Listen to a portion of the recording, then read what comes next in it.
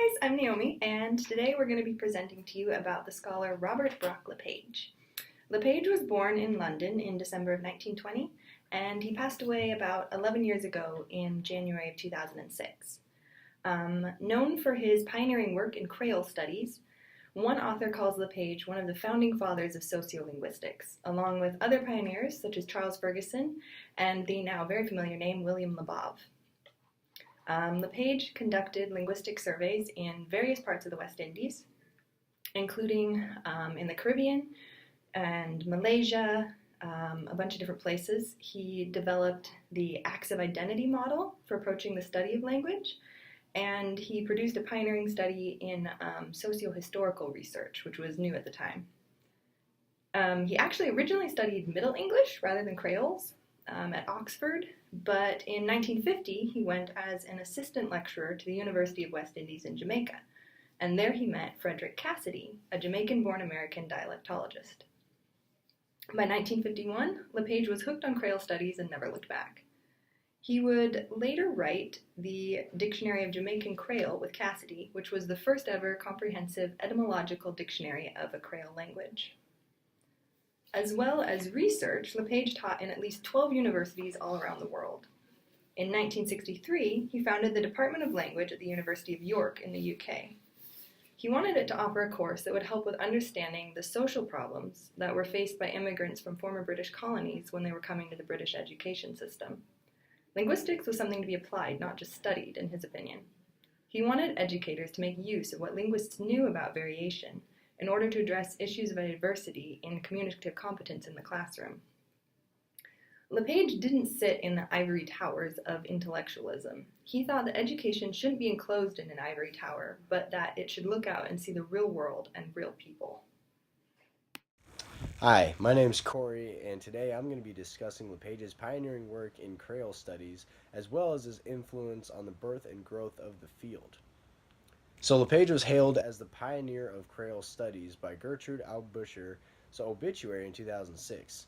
LePage worked primarily in the Caribbean islands, specifically in Jamaica, where he met Frederick Cassidy, a Jamaican-born American dialectologist. Together, they created the Dictionary of Jamaican English, which was the first comprehensive etymological dictionary of any Creole language, and this was back in 1967. This pioneered what would eventually become Creole studies, as it was the first linguistic survey of the Caribbean ever. Other Creolists, such as Philip Baker, Chris Korn, John Singler, and Sarah Roberts, used LePage's Creole studies as blueprints for their own socio-historical research, and these Creolists were all within the Caribbean islands themselves. But it is worth noting that a lot of the Creolists that came after that did not study in the Caribbean islands used a more analytical approach, which was one of the differences between LePage's approach and kind of the status quo Creole studies aside from his work. In regards to LePage's legacy in sociolinguistics, his most prominent work was the Acts of Identity model that he created with the help of colleagues, as well as Andrew Toborit Keller.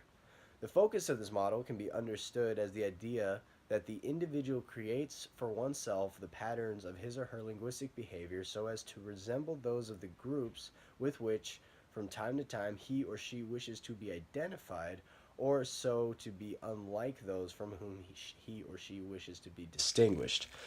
This model was innovative because it forced more on social forces as well as socio-psychological forces that drive the sociolinguistic variation. This may be contrasted from a more Labovian sociolinguistics, which tend to have a more quantitative approach and be a little more data-driven. One of the criticisms of this model was that it did not rely on very concrete data, but rather focus on some more soft factors, which made it a little harder to analyze on a technical basis. So, Robert LePage conducted different sociolinguistic surveys with intentions to improve the quality of education for children within multilingual and multicultural communities. The study that we're going to talk about took place in British Honduras, which was initially settled by Creole descendants and largely diversified much later, which really prompted LePage's desire to want to understand the problem within the children's education system. And I guess the means of correcting this problem was honestly by training teachers to prepare materials in a way that cater to a larger proportion of individuals rather than a specific demographic. Within this study, he analyzed 5 different variables: nasalization of V in final syllable position, plurals demonstrated through Creole practice, postvocalic R in standard English and Spanish, devoicing of Z, and intonation patterns.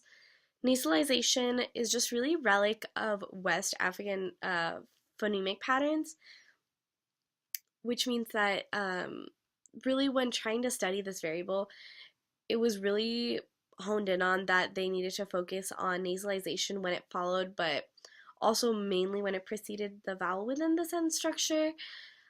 Creole past tense forms, there was a lot of variability in the permanent and impermanent aspect of Creole speech, just because it wasn't really all that consistent. So that was another really difficult variable to study. Another really difficult one was plurals. Creole doesn't really have plurals as standard English does, or Spanish, or like a lot of the other different types of dialects in that area. So it's much more difficult to distinguish. Postvocalic R was a little bit easier. It was definitely considered to be prestigious. It was naturally a result of being asked to pronounce words more carefully. It was really popular among the Spanish-speaking students. Devoicing of Z, English speakers just often voiced voiceless sibilants of Spanish, which is kind of just the main drawing of that variable.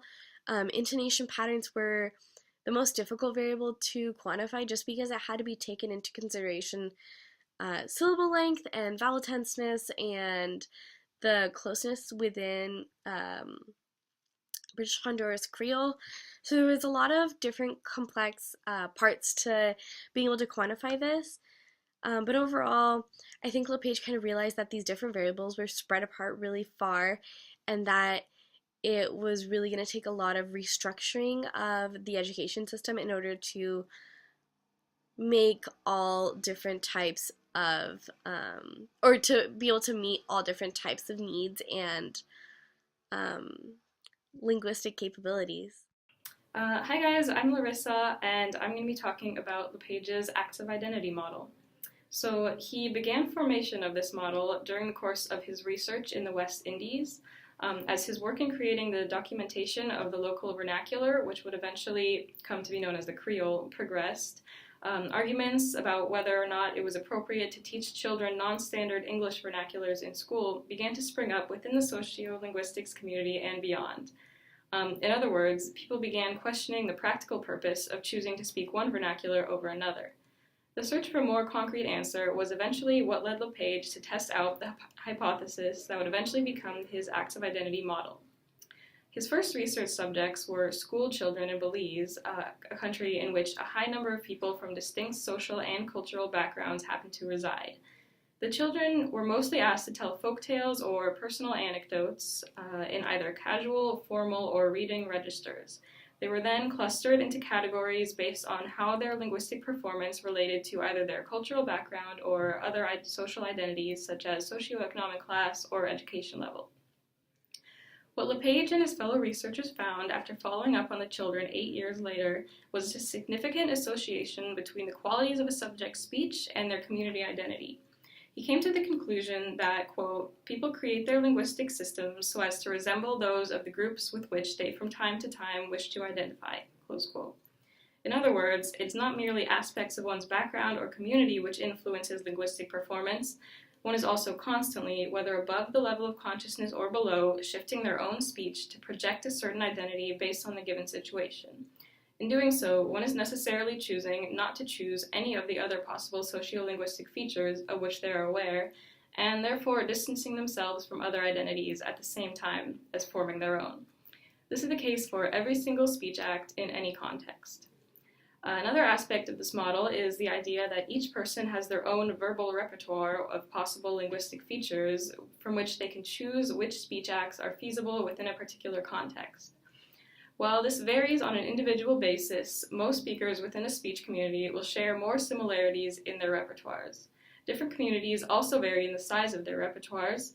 They are defined as either more focused, when there is less variability in identity marking choices one can make, while others, which have a wider range of possible identities, are said to be diffuse. For example, most of the West Indies speech communities, which Robert LePage studied, fell under the diffuse category, while English-speaking academia circles tend to be very focused.